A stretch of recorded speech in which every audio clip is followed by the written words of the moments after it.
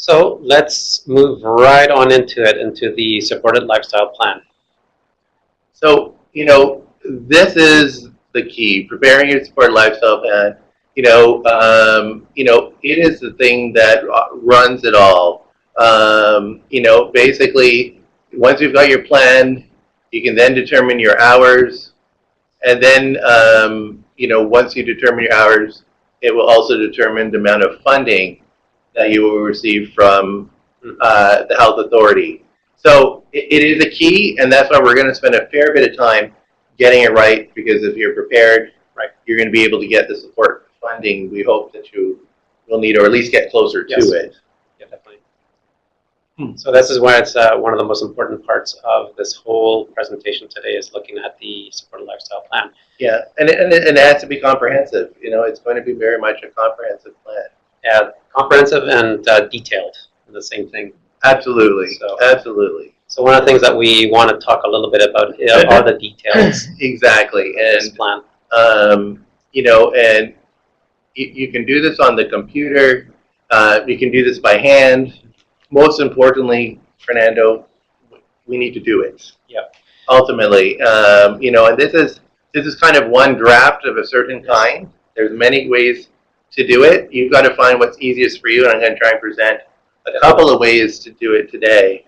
And we're going to break it down in a minute and kind of go into some of the details. But basically, if you move to the next slide, here's a blank one, right? And you basically identify every care task that you have, and then you break it down into subtasks. And again, we're going to get into real in-depth detail on this one. And in actual fact, let's move to the next slide, and where we talk about, let's talk about what we're doing here. And now, what's really important, again, is this is going to determine your hours. This is going to help you with the assessment process. But you got to break things down to the smallest components. It is not good enough to just say, I'm going to transfer from my bed to my wheelchair and say it takes 15 minutes. Well, why in the heck does it take you 15 minutes? Well, what do you mean? I mean, I'm a quadriplegic. What? You don't understand that it takes 15 minutes to transfer me in a lift. Well, no, we're in a stage where every minute has to be justified. So you pretty much are justifying every minute of the day, and it's worth your time to do it, because once you've got those minutes, and they agree to those minutes, those are minutes that you get every day. So breaking it down, and you want to use your worst case scenario day. So it's not your best day, it's the worst day. Why, I know we spoke a little bit about this last time, but why are you suggesting that people use the worst day scenario? Really, because the situation is that people, if you don't have enough hours to cover the worst case scenario day, then you're not going to have enough hours to be able to do it. You're going to run out of time, exactly. So running out of time is not something that you want to be able to do. The reality is that you can't be using the care aide or your personal assistant who knows how to do your care the fastest, right? And you also have to recognize that when somebody is brand new, and there's a lot of different issues in regards to this. So using a worst case scenario day is important.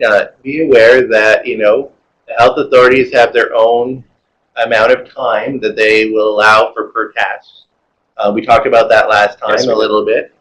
There is a document that I provided last time that you guys can get access to. And one of the documents that I provided. Oh, great! It's part of the ones. Great. So the Fraser Health Authority document that I provided there gave some allowed amount of time. Right.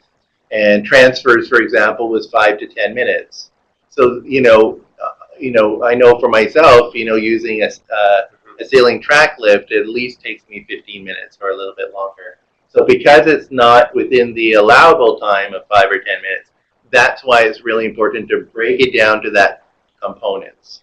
Well, and we're gonna go back and do that in a minute. But so what if they're? I mean, you're breaking it down to components, and you're saying that it's taking me 15, 20 minutes Are you ever asked to justify that time?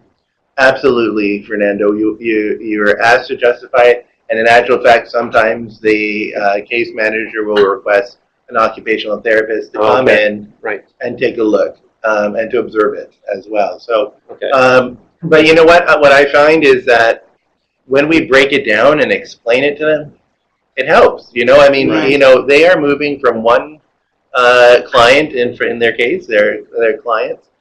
From one to another, and you can't expect them to understand or know what your needs are automatically. Everybody's different. So that's why it's so important to break it down into the components.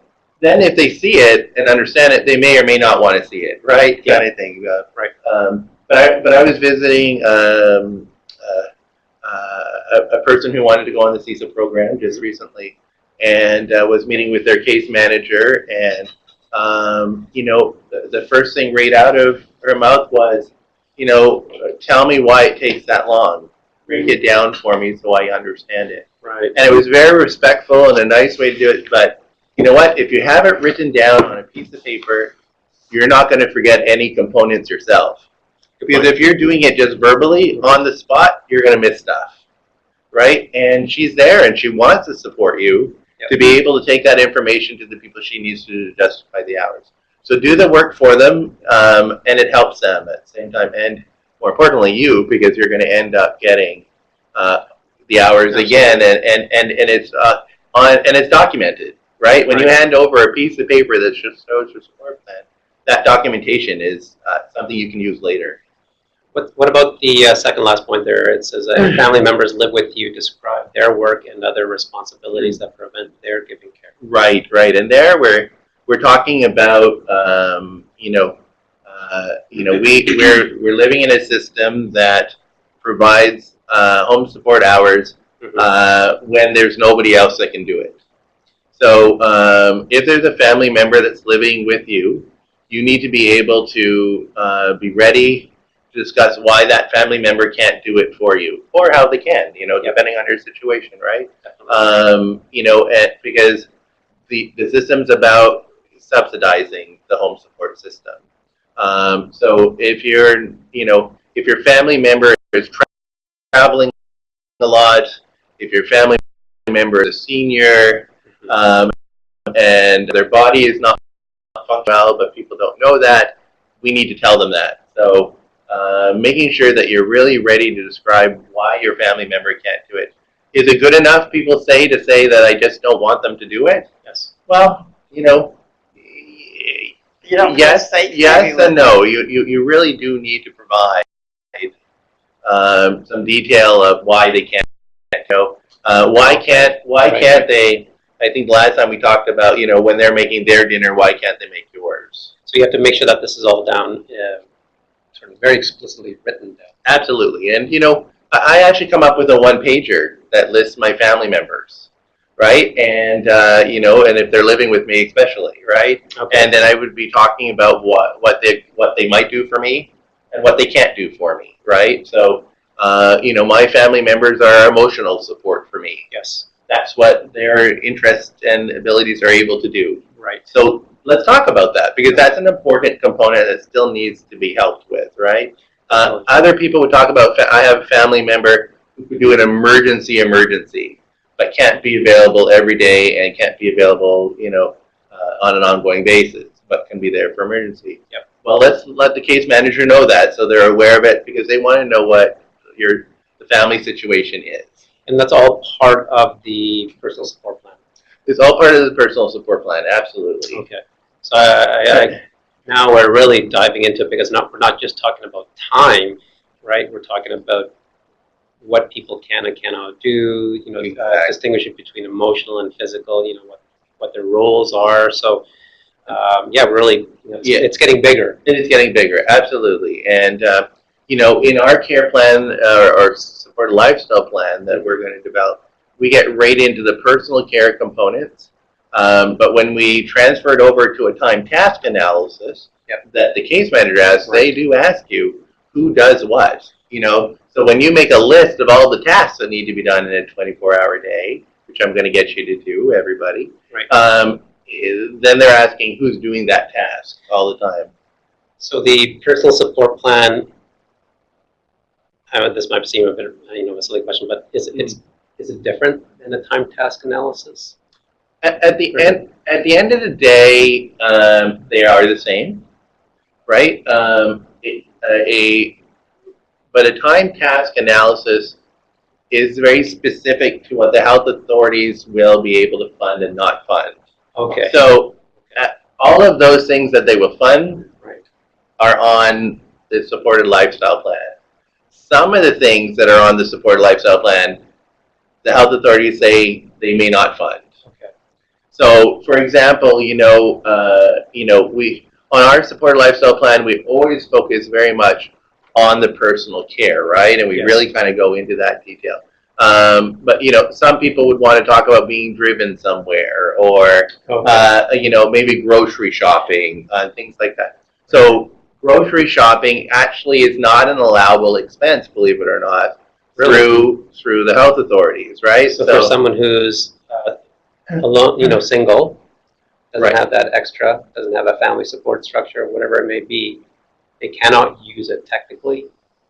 They cannot officially use it. You will not be designated a certain amount of hours to go grocery shopping. Gotcha. On the CSIL program, you can choose to use your hours to go grocery shopping. Yes. Some people say, well, then how do we get our groceries done? And the case manager will be sure to tell you many different ways that you can do your grocery shopping, such as, being able to use online delivery, even around meal preparation, right? There's not a lot of time allowed for meal preparation these days. They want you to have it delivered, don't they? Like they want it delivered. Meals on Wheels and stuff. And we want to talk about Meals on Wheels, right? Yeah, and volunteerism and things like that. I think that's on our list coming up, right? So going, sorry, go ahead. No, and then you probably were just about to ask me the question at the bottom. One of the things that we're just going to, continuing on about details, because there's more. Yes. Because one of the things that you're going to talk a little bit about is medical issues. Let's be specific about that. But before we move to, if you don't mind, just because you have let's go back to, because right after we develop our support plan, I think is when we then start moving into the medical issues. So how you have that document. You want to see this? The support plan. So the one that you had? Exactly. Okay, so I'm just bringing this one in. Just give me 1 minute here. And I'm going to make it full screen. For those of you, once again, that are online, you can also make this as a full screen document. We're going to do the same thing here. So just let me, a little bit there. So this is a supported lifestyle plan that I kind of started for myself. And this is really only a starting point, actually. This is not a breakdown as detailed as it needs to be. Okay, hold on. This one is 5 pages long. It is 5 pages long. And when you're done, you're probably going to be closer to 20. Believe it or not. And again, I think we talked about it a little bit last time, and it's a joke, but not a joke. But we're talking about all details, including going to the toilet. And as I said last time, I don't know how many times I talk about poop, and need to talk about how I go poo and how a bowel movement is and stuff. And you know what? You kind of think, Jimmy, we really have to go into detail about using a suppository, the cleanup process, things like that. That's so degrading. Why do I have to do that in front of somebody I don't know or tell them about that? Well, that is a system we're in. If we're going to get the hours to be able to actually do those tasks, we have to break it down completely. So let's take a look at the plan here. So this is what we always recommend is don't worry about the minutes to start with. Okay. Let's take all the tasks. Right. And this is something that we should do probably with a family member, a personal attendant, somebody with you, because I tell you, when I did this, I forgot tons of the process, right? So here you just kind of, from when you wake up in the morning. In this case, we're using from 6 a.m. until noon. And the last time you mentioned breaking the day down into these increments also, right? Absolutely. I do it in four 6-hour periods to do a whole 24 hours. Right. Now, some people say I only need a few hours a day. Great. Then you can just, mark it into that. But if you look at a full 24-hour day first, to make sure that you aren't missing anything, right? So, so this is, starting at 6 a.m., taking off my, and Fernando, I told you last time, this is mine. This is really mine, so I'll talk about it. Do you know how I know it's yours? How's that? 2 minutes for hair care. Oh, yeah, that's right, that's right. So, taking off my CPAP mask and sitting me up on the bed with the CPAP machine while the machine is being cleaned, right? Going into, talk about going to the bathroom. Here, again, is not good enough to say the bathroom. I was just going to ask you about that. Right? That. Actually, even the CPAP machine component. Why does it take 12 minutes? If a case manager looks at that, first thing they're going to go is, wow, 12 minutes, that's a long time. And I know just a few minutes ago I said don't worry about the minutes and stuff, right? But, it's most important, first of all, get the tasks down. Gotcha. Right? So going to the bathroom, so the bathroom should say urinate, actually. Or bowel movement. What is the bathroom, and what are we talking about? Right. If you're using a urinal, right, you should be talking about using the urinal. Right.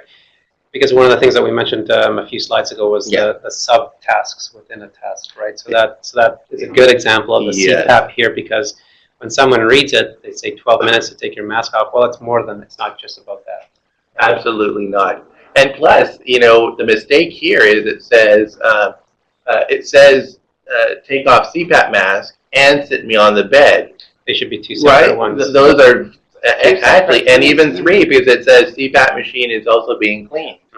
So in actual fact, this needs to be broken down into 3, and then 3 different subcomponents. Right. So let's talk about that though, right? So sitting me up on the bed, what does that mean? Can I ask a quick question? Of course. Is this a sort of idea that you would encourage people to do when they're reevaluating the number or reapplying for more hours? Oh, good question, Fernando. This developing a support plan is good for everything. Right. Okay. Right, because this is going to be good for if you're first applying to the program, if you fear you're not getting enough hours and you need to request more hours, you want this support plan. So this is the start. This is your main component to get this thing rolling. You have to elaborate from here. And so, and it's also your component to help you develop a job description, right? Because now you're breaking it down, you can actually talk about what the job is as well. Do you need to go into as much detail? Well, you do actually need to give a fair bit of detail when you're talking about someone that's going to be doing your personal care, right? Right, yes. Even knowing, what kind of people you're looking to hire, right? Because if you need a suppository or if you're on a vent, and then you want somebody who has some vent training perhaps, or that you're willing to train yourself, it just depends on your situation, right? But, this helps you with that. So let's keep going through the list a little bit, because then we can start talking more about the breaking down. So, because I want to get into the example, so the bathroom we talked about being more specific to urination. In this case, this is my attendant is going to wash their hands before that bathroom, right? They're going to, some cases they're using universal precautions where they use gloves, right? They might put gloves on for this. It's getting the urinal bottle from the bathroom, right, to bring into the bedroom, right? It's positioning you to urinate, right? So all this breakdown is probably more than 6 minutes, which I don't think I allowed myself enough time for. No way. No. So this is great to go back to this. So remember, this is my first one, right? From a while ago, I'm just pulling it out here. But now, in a new support plan, it would actually break it down much further. And you should know that through Fraser House, you're allowed up to 10 minutes to urinate. Gotcha. So if you can demonstrate that you need the full 10 minutes because of all the subtasks, for example, underneath each category, then your chances of getting that 10 minutes is much stronger. Versus them questioning it and saying, well, are 4 minutes maybe. So, and that's how all those minutes add up at the end. exactly. Right. Okay. So I Yeah. see how the whole And I know that it seems like, you know, uh-huh. putting something down for 2 minutes, do I really need to put it? Gotcha. Well, 2 minutes every day adds up to an hour a month. Yeah. Good point. An hour a month, That's right? a So lot. that 2 minutes does add up very quickly. Good point. So here's liquid intake. Again, why did it take 5 minutes? Are you holding the cup for you? Yes. What is your situation there? How fast Stretching. can you drink? Yeah. Stretching to lessen the stiffness. You know, stretching to lessen the stiffness may not be something that they would cover. So what you may want to look at doing here is having a physiotherapist letter to go with you that will identify that this needs to be done every day. Yeah, otherwise, Later on we're going to talk about all the Yes. medical issues, right? Yes. But here you'd be talking about that stiffness, right? Does it make the transfers easier, right? So for me, with my cerebral palsy, right, my arms stiffen up, my legs spasm Yes. out, right? So using the lift and stuff can be very difficult. But if I stretch and stuff before I actually get out of bed, this is, very well worth putting it in because it would take a lot longer to do the transfer. So, but again, the case manager doesn't know that unless you explain it. Yeah, definitely. Would it be a good idea to start off with the allowable? You have that document. The You can allowable. use that, yeah, as you can use it as a bit of a reference to give you an idea of what you can or what you should be including, and then looking at that and saying, okay, there's a lot missing, let's include more, versus having nothing to start off with. Right. In a blank Word document or blank piece of paper. Absolutely. Again, knowledge is everything, right? Mhm. Information is power, and that document that we provided last time is a key. That's not easy to pull up right now, isn't it? Yeah, I can actually here. Let me see 1 second here. But we'll come back to this one because I want to spend a fair bit of time on this No, support plan. Can't do it? No problem. So, but having that list and you will have access to it through Fernando. You can just ask him for it, email it to him. Send him an email and he'll send you the list. But all the health authorities generally have this list of allowable times, or standard times, I think, right? They will allow more. If you present the information, they will allow more. Right. But you need valid information and maybe backup documentation. That's why around the stretching stretching and stuff, it's important to have that documented. Somebody I was with recently needed, wanted to use an exercise bike and stuff, right? And so, they will allow for you to be able to transfer onto the exercise bike and allow for that time. But the actual 30 minutes of being on the exercise bike is not something that they can justify the time for. So the 10 minutes or minutes that it takes you to get on and off is an allowable component, right? That's a good example of some of those details that are absolutely might be completely missed. Absolutely. Yeah, definitely. Okay. So let's move. So now let's get into the transfer from the bed to the shower chair, right? And so this, this is, right now it says utilize track lift with sling and do the transfer, and it says 15 minutes. This is not broken down enough.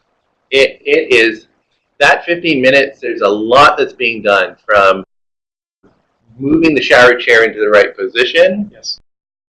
Again, the attendant potentially washing their hands first, to then positioning me on the bed by using a draw sheet. If the draw sheet is already underneath, it's about pulling on the draw sheet to pull me to my side, to sticking the sling underneath, then rolling you back onto your back, and then adjusting the sling between your legs, around your back, right? But, again, it needs to be detailed.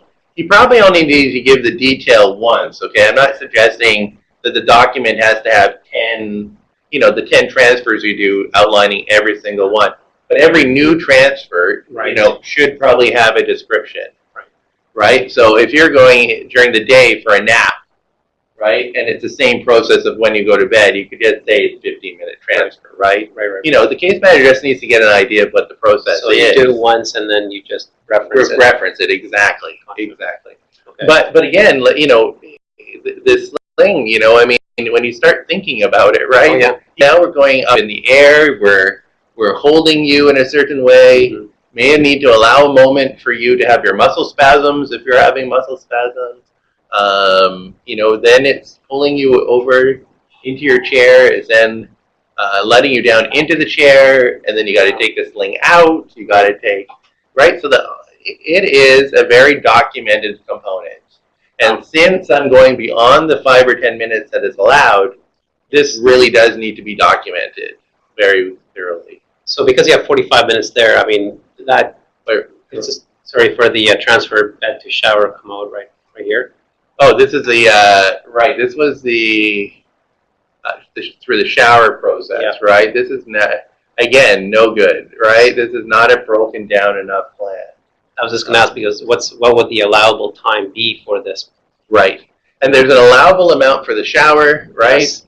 There's an allowable amount for the transfer, right? So in this case, I guess let's talk about the bowel movement before we move to that one, right? Okay. So, you know, what's really important is to be aware that if you're sitting on the toilet, they could be doing other things. So it's not good enough for you to say, you know, to transfer me onto the toilet, the attendant's not going to sit idle for 30 minutes. Right. What's going to happen during those 30 minutes, right? And how are you going to utilize that? And you have to write that down as well. So in this case, you know, I talk about bowel movement, and while I'm there, right, they're preparing my clothes, they're making my bed, preparing towels, adjusting the pillows, et cetera, right? So you really kind of go into as much detail here of what's going on. The shower, you know, the shower chair, the shower. So in this case, you know, we're talking about moving the chair to the bathroom, but that should all be part of the transfer, I think, right? And so we can break it out of there. But in my case, I have a ramp that has to be put in, and you know, and then talking about the different components of the shower, really. And here, the shower needs to be broken down again. Washing my hair, you know, washing under my arms. You know, are there certain areas that are more sensitive than others? You know, under my belly, right? My skin is very thin there, right? So they need to be careful and slow during that process. You need to be sure to talk about rinsing the soap off, if that's your situation. Everybody's different, right? But in my case, you have to do a really good job getting that soap, because if you leave a little bit of soap, the irritation becomes significant, and then I end up with skin breakdown. So basically what you're saying is that that portion of the shower, there's a lot more needs to go in there, broke it down to. Exactly. So break that 45-minute down into actually much smaller increments. Exactly. Right. You know, and again, we would go back to how much time is allowed for a shower, Yes, right? that's a good point. You know, and if the shower, you know, is allowed up to 20 minutes, right? But you're saying that it takes 30 minutes, then you need to express why is it taking longer than the 20 minutes, right? And as much as we want to get frustrated by a case manager saying, you know, why is it taking you that long? You know, and you think perhaps they don't understand because they're able-bodied.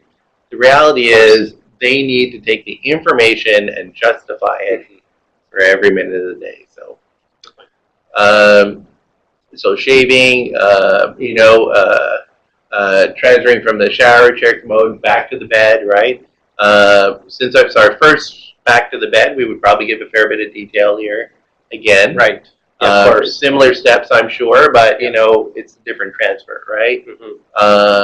You know, dry body off well, any kind of skin care treatments, dressing, and here we need to be more descriptive of the dressing on the bed, right? You know, because I'm saying dressing takes 25 minutes, right? Well, why? Right. Why does it take 25 minutes? And you need to break that down. And right now I got rolling side to side, right? But what does that mean? It means, you know, also pulling on the draw sheet again. It's adjusting it down. And how many times do you roll side to side? you know, for me, it's 4 or 6 times Mhm. back and forth to get the pants up, right, and stuff, Yeah. right? And that's on Some a good, workers and that's are on a good faster day. and better than others, aren't they? Yeah, yeah, absolutely. Some personal assistants can be really quicker, but again, we're working on the worst case scenario. I'm the worst worker. Yeah, that's a good point. Right. So Yeah, that's right. a really good point. I Yeah, know which ones take longer than others. yeah, definitely. Yeah. So, and then again, then you transfer from your bed back to into electric wheelchair. We talked about the hair, right? So again, we're getting right into You don't want to talk about the hair care too much? Yeah, no, since I got a haircut and all. So breakfast prep, 15 minutes. That may be considered long, right? So that you have to know that the case manager is going to give you as many minutes as she's allowed. Right? And so even though I put 15 minutes, they may only allow for 5. Right? And, okay. But, we need to talk about why is breakfast taking me so much longer. Okay. For me, I do fruit smoothies and other kind of meat type things and stuff like that, But, so 15 minutes may not be considered the amount that I would get. Maybe I'll only get 10 out of that. Or 7 out of that, right? But, Yep. I put down what it takes for me, So and you need to do the same. Right, You need to write down what it is that you do, and know that long-term care may have to reduce that, but at least you put down exactly what it is for yourself.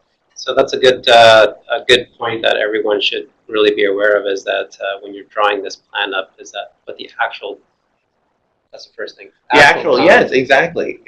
And will they allow the full time? Regardless of that. It doesn't matter, right, Fernando? Exactly right. Okay, that's a good point.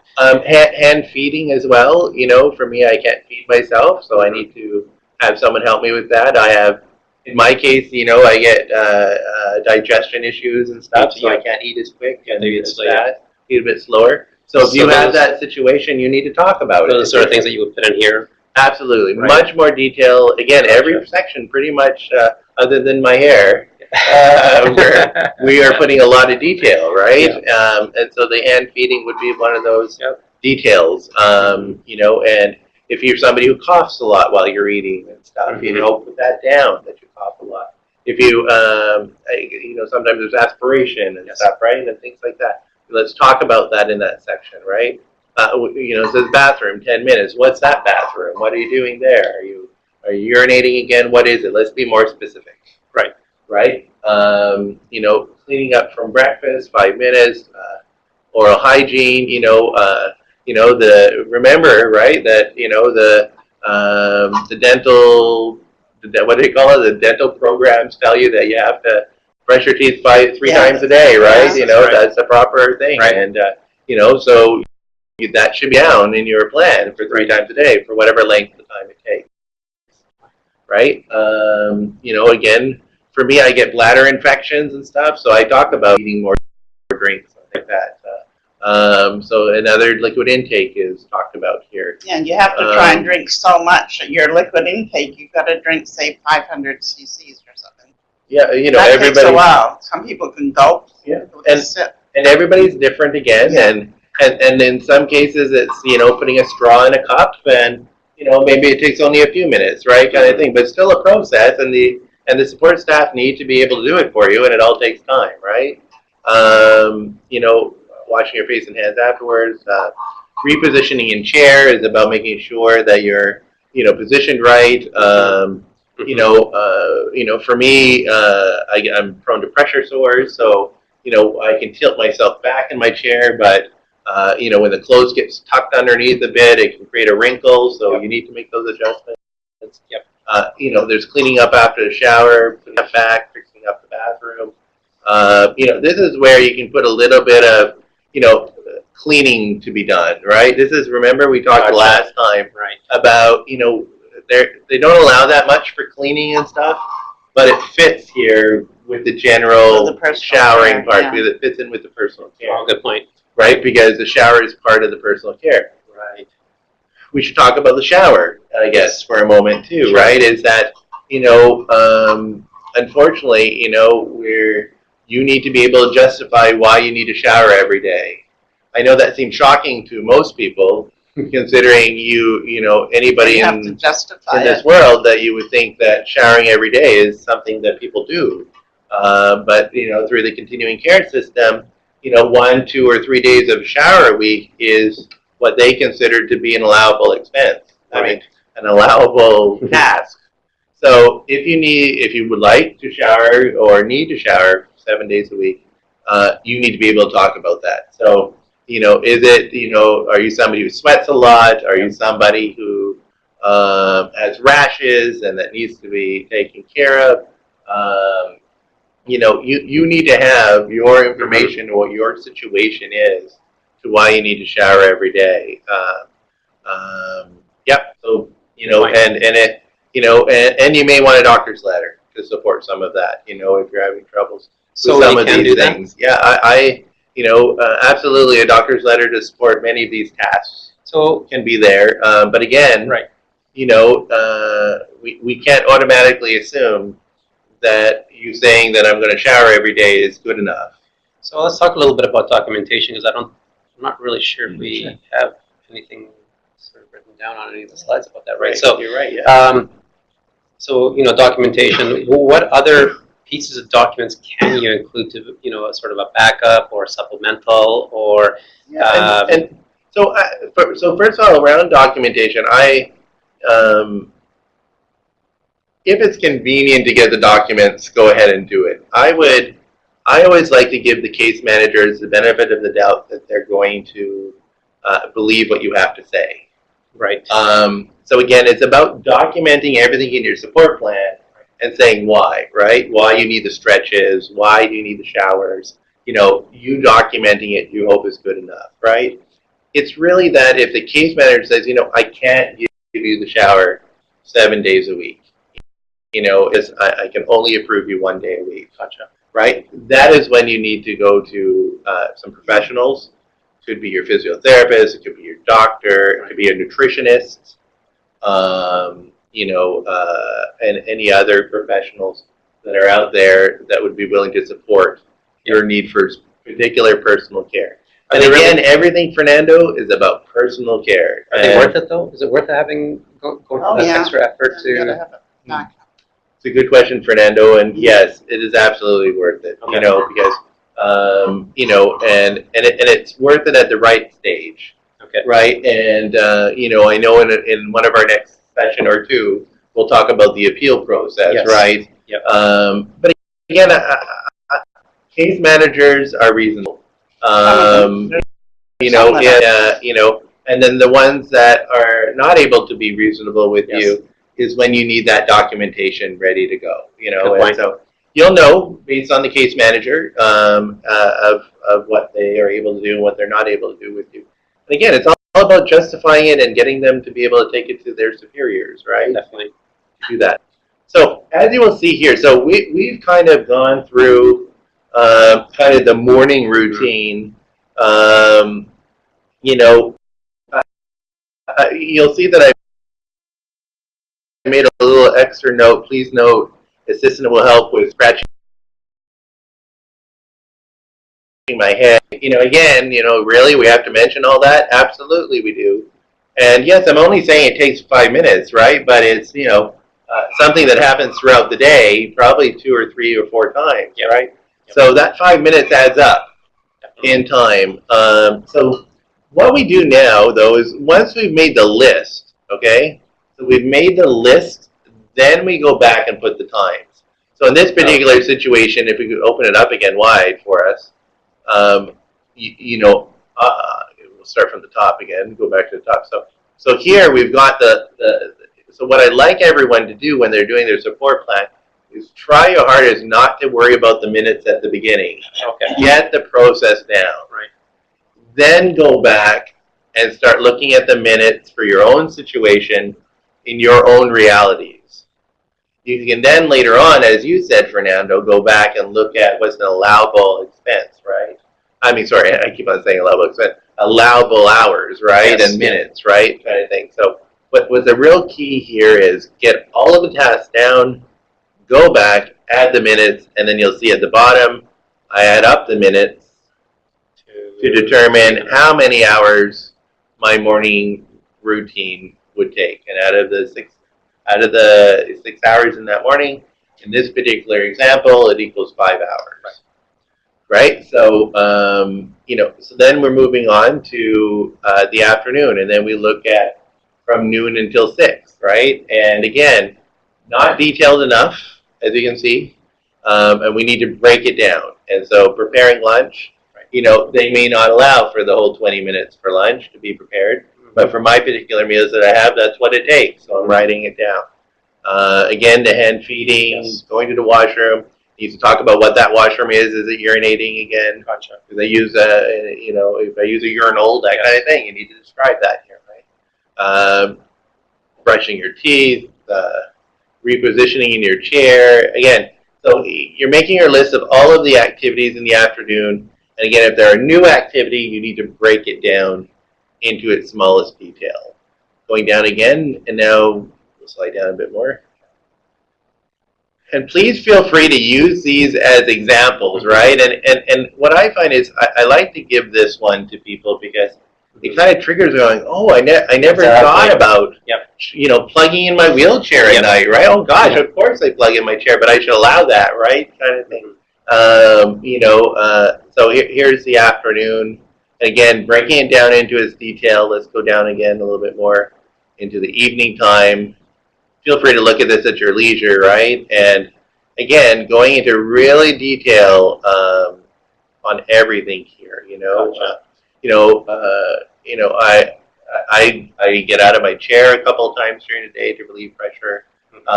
Even though I have a tilt recline system, it still doesn't allow that complete off the pressure on my bottom. So just even moving onto a couch or moving onto another area helps me in regards to that. And it allows me to also be with my 3.5-year-old, right? And have a little playtime. But it's also dealing with my medical side of my life as well.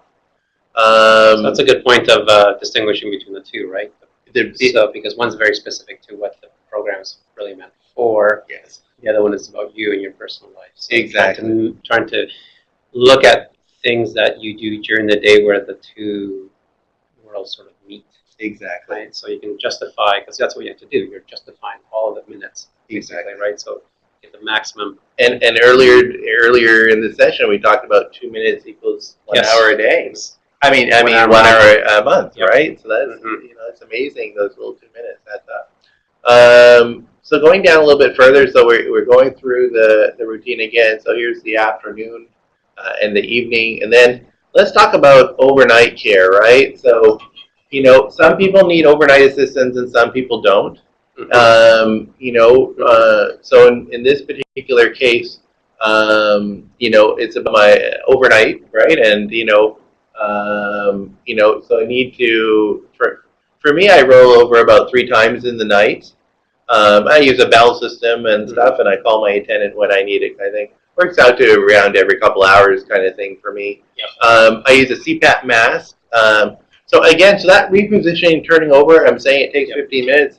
Again, detail, guys, right? Even for myself, detail. Right. And the reason why I'm talking about this so much is that, even myself, I need to go back and start working on this, and I'm actually in the process. I would have liked to have had that ready for today, but it wasn't quite ready yet. Oh, so I'm doing this as well. I'm actually going straight through this, so I'm hoping perhaps by our third session or our fourth session, I might show you my completed one, actually. So adjusting the CPAP mask is, if anybody uses a CPAP machine or a BiPAP machine, they leak regularly and air starts flowing into your eye, and so I call my attendant to make those adjustments. We make lots of, we've tried many different things, but they still leak from time to time. Partly because I have cerebral palsy, right? So in the nighttime, my muscles spasm more in the night, so my head moves. Of course. Again, I'm telling you this, Fernando, but it needs to be written down exactly as I just described it. Lots of good examples of all of the details that are missing from this. Exactly. So the overnight care. So the overnight care is, be very specific about your nighttime. Drinking water, going to the bathroom, all those things, right? If you're in that situation, you need to describe it. So what do we have here? We have non-daily tasks. So these are non-daily tasks, and these are things, again, you have to go with what's in your life and your situation, right? So This is laundry a couple times per week, right? And allowing for 45 minutes. So laundry takes about 2 hours to do, but obviously an attendant can be doing other things, right? So the actual physical time of putting the stuff, sorting the laundry, putting it in, the colors, the whites, putting it in, and then taking it out, folding it, that kind of stuff, right? Chair maintenance, cleaning your chair once a week, with my electric chair, there's always crud on it, and when you go out and about and stuff, it gets all into the motors. Do they allow for that? They allow a certain amount of maintenance per month. Okay. Right? So, but you put down your realities, Yeah. right? You always put down your realities with your justification, and then you work from there. Yep. Will they do ironing? No, they won't do ironing, but it is my reality, right? I'm a professional. I go to meetings. I need someone to do my ironing and stuff. So it's on my list, right? Will they fund that? Maybe not. Vacuuming and and dusting and stuff, right? So dusting once a week. Will they do it? Will they not? How much time they allow? But if you've got allergies or if you've got things, you've got to verbalize or write it down on paper. Why does dusting need to happen for you? Right. And for some people, dusting needs to happen more often. Vacuuming, I know with being in an electric wheelchair, I bring in sleeves and stuff, right? Kind of thing. So at least put it down, and that's something you can negotiate and talk with your case manager. They will, again, they only allow so much time for vacuuming and things, but depending on your situation, they can be discussed further, right? Banking, will they come with you to the bank? Maybe, maybe not. Again, that's a case-by-case situation. Cleaning the floors. These are just all examples, really. I mean, some of it is allowed and some are not allowed, right? But it's my reality. So then we end up with the grand total. So basically what I did there, by the way, is on the non-daily tasks, is I average it out per day. And so if it's being done for laundry, for example, if I said it took 90 minutes, I divided that by 7, right, and that's how I got to 13 minutes a day, right? Kind of thing.